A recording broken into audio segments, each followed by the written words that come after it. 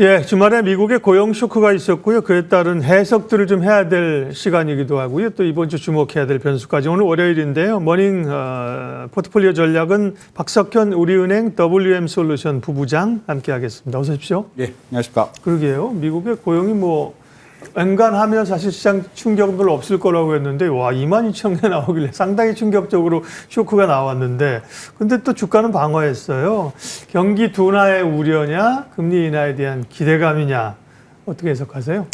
일단 예상보다는 좀 안 좋게 나왔죠. 한 7만 명대가 예상이 됐었는데 22,000명이니까 한 5만 명 이상 예상을 하회했다라고 볼 수 있을 것 같고요. 옛날에 뭐 20만 개씩 10몇만 개씩 일자리가 늘었었잖아요. 그에 비하면 그죠? 그렇죠. 과거에 비해서는 고용 증가폭은 상당히 제한적이고 다만 이제 22,000명이라고 했을 때 시장의 충격이 좀 제한적이었던 거는 아무래도 어느 정도는 예상이 됐던 상황이고요. 그리고 지난번 잭슨홀 회의 때 파월 의장이 얘기한 대로 미국 고용 시장이 수요와 공급이 다 둔화되고 있다라고 좀 미묘한 균형이라고 얘기를 했기 때문에 어차피 이제 공급이 둔화되는 속에서 수요도 같이 둔화되고 있기 때문에 이 수치 자체가 시장에 그렇게 큰 충격 요인이 되지는 못했다라고 봐야 될 것 같고요. 한 달 전에 이제 7월달 고용지표가 발표됐을 때 직전 2개월 수치가 대폭 하향 수정되면서 주가가 이제 큰 폭으로 떨어진 케이스가 있었는데 요번 같은 케이스에서는 뭐 그 정도로 충격이 나타나지는 않았다라고 볼 수 있을 것 같고 다만 이번에도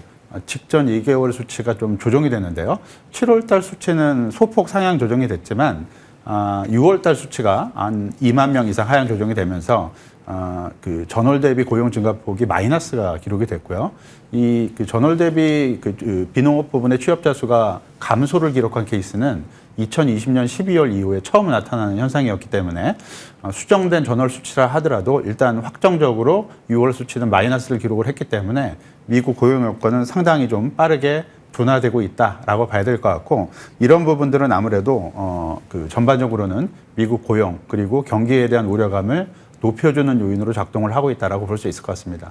자연스럽게 고용이 안 좋기 때문에 연준은 적극적으로 나갈 수밖에 없는 상황인 것 같고 이렇게 됐을 때 시장에서 이제 주목하는 부분이 고용 둔화를 방어할 수 있을 만큼의 연준의 통화 정책 대응이 적극적으로 신속하게 이루어질 수 있을 것이냐 이 부분이 이제 초점이 맞춰질 것 같고요.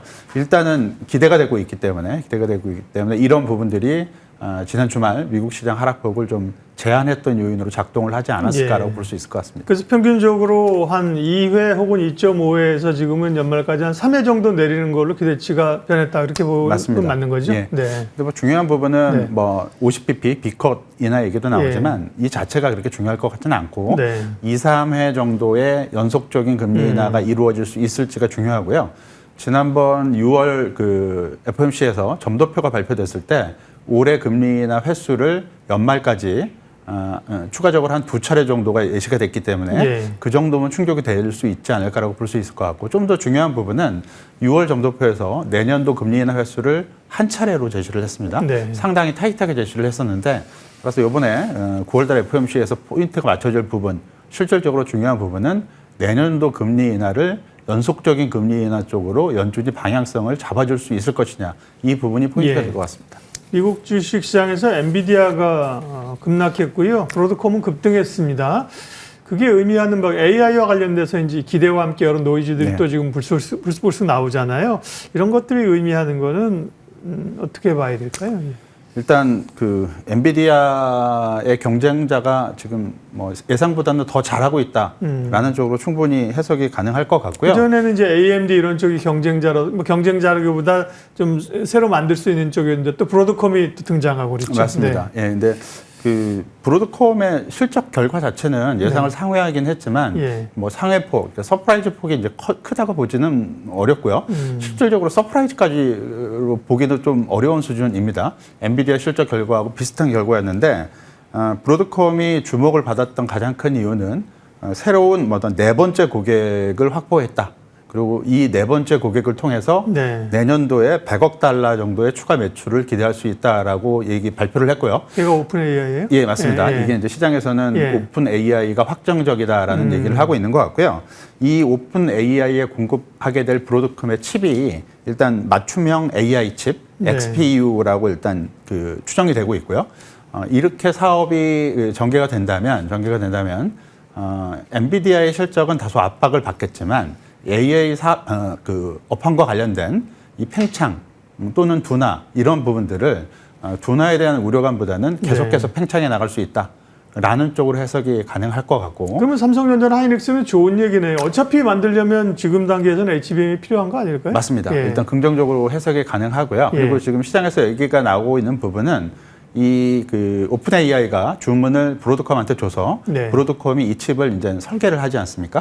최종 생산은 대만의 TSMC가 담당하는 걸로 지금 알려져 있고요. 또 중요한 부분은 이런 AI 칩 생산을 기존에 엔비디아만 했는데 요번에 이제 브로드컴이 좀 확장해서 생산할 걸로 예상이 되고 있고, 이 부분은 마이크로소프트나 메타나 알파메 모두 자체 칩, AI 칩을 만들 걸로 다 발표가 돼 있기 때문에 이쪽 관련 사업은 계속 팽창해 나갈 수밖에 없는 거고요. 이렇게 됐을 때 TSMC가 이걸 다 담당할 수는 없습니다. 어느 정도는 다른 업체, 제2, 제3의 업체가 여기에 따른 수혜를 받을 수가 있다라고 볼 수 있을 것 같고, 이 부분은 삼성전자에게도 새로운 기회가 열릴 수 있다라는 쪽으로 해석이 가능할 수 있을 것 같고요.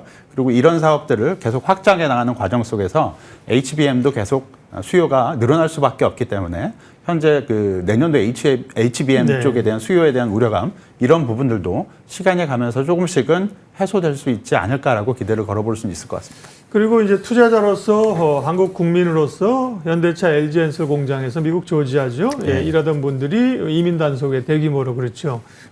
구치소 같은 데가 있고 이런 우려도 있는데 투자자 입장에서는 이게 이들 기업 또 이제 다른 기업도 이게 해당이 될 수 있잖아요. 그죠? 이런 것들이 산업에 어떤 영향을 미칠까? 일부 오늘 리포트에서는 이제 신규 공장 증설의 지연 이런 우려들을 내고 있거든요. 영향 어떻게 보세요? 일단 있다고 봐야겠죠. 있다고 봐야 되는데 이번 케이스 같은 경우를 보게 되면 현대차 그룹이 지금 조지아에 공장을 짓고 있는 게 HMG MA라고 전기차 전용 공장을 이미 완공을 거의 했고요. 가동을 아마 10월부터 가동을 하게 될 걸로 예상이 되고 있습니다. 지금 얘기가 나오고 있는 현대차와 LG 엔솔의 합작법인, 이 이제 배터리 셀을 생산하는 합작법인인데 이 공장 부지에 같이 짓고 있는 라인이고, 지금은 거의 공장 완공이 돼서 지금 장비를 반입하는 단계에 있다라고 볼 수 있을 것 같습니다. 이쪽 생산 공장의 가동 시점은, 예상 시점은 내년도 초로 지금 예상이 잡혀 있는 상황이고요. 앞에서 말씀드렸던 현대차 조지아 전기차 전용 공장, HMG MA라고 얘기를 하는데 이쪽의 생산 능력이 연간 한 30만 대 정도로 예상이 되고 있고, 그리고 내년 초에 가동을 시작할 현대차와 LG 엔솔의 합작 배터리 셀 공장의 생산 캐파도 30만 대 정도의 분량으로 알려져 있습니다. 요번에 이제 사태로 인해서 어느 정도의 공장의 가동 시점은 뒤로 늦춰줄 수밖에 없을 것 같고요.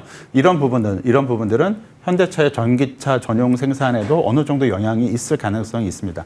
이 부분을 주목하는 이유는 현대차가 당초의 생산 일정보다 좀 더 빠르게 올해 10월 달에 초도 물량을 생산하기로 결정을 한 가장 큰 이유가 미국 IRA 법안에 따른 생산분을 맞추기 위해서 이런 쪽의 결정을 내렸었는데, 지금 공장 건설 자체가 이제 늦춰지게 되는 과정이라면 당장 실정에는 영향이 없을 수 있어도 내년도 이후 실적에는 생산 쪽에 영향도 있을 거고, 그리고 미국 측으로의 받을 수 있는 보조금에 대한 어떤 불확실성 부분도 같이 생기는 거기 때문에 이건 현대차에만 적용되는 게 아니고 LG 에너지 솔루션에도 이런 부분들이 적용될 여지가 있습니다. 물론 생산 일정이 얼마만큼 지연이 되고 앞으로의 사업 계획에 얼마만큼 영향을 미칠지는 지금 정부가 추진하고 있는 어떤 완화 조치, 그다음에 해소 과정, 이런 부분들을 계속 살펴봐야 되겠지만, 이런 부분들이 원활하게 진행이 안 된다면 앞에서 말씀드린 대로 생산이나 아니면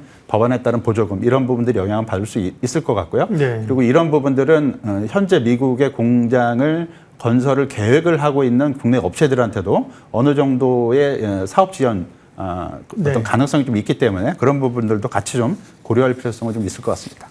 섹터 얘기는 뭐 분야별로는 할 게 많은데요. 반도체와 로봇이 오늘 우리 질문에 들어 있습니다. 반도체와 로봇, 아이디어 전략 좀 주시겠습니까? 함께? 반도체는 아무래도 트럼프 대통령이 반도체 관세를 지금 매기겠다고 했는데 계속 다음 주로 지금 연기가 되고 있는 상황이고요.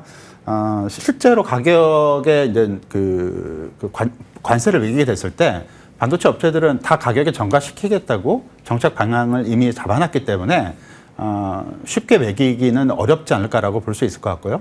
관세를 매기더라도 유예 기간이나 아니면 유예 조건에 대해서 상당 부분 피해갈 수 있는 방안이 마련되지 않을까라고 볼 수 있을 것 같습니다. 따라서 일단 반도체 부분은 이 트럼프 대통령 관세보다는 향후 수요에 대한 불확실성이 해소가 될 수 있을지에 대한 포인트가 중요하고요. 이런 부분들은 앞에서 말씀드렸듯이 SK 하이닉스 같은 경우는 향후에 HBM의 어떤 수요, 그리고 삼성전자 같은 경우는 HBM 관련 엔비디아 납품 여부, 이런 부분들이 앞으로의 관건이 되지 않을까라고 볼 수 있을 것 같고요. 네. 우려감도 분명히 있긴 하지만 우려감보다는 기대 요인이 조금 앞서지 않을까라고 해석을 해볼 수 있을 것 같고, 로봇 관련주 같은 경우는 미래의 어떤 중심 산업이 될 가능성은 상당히 많고요.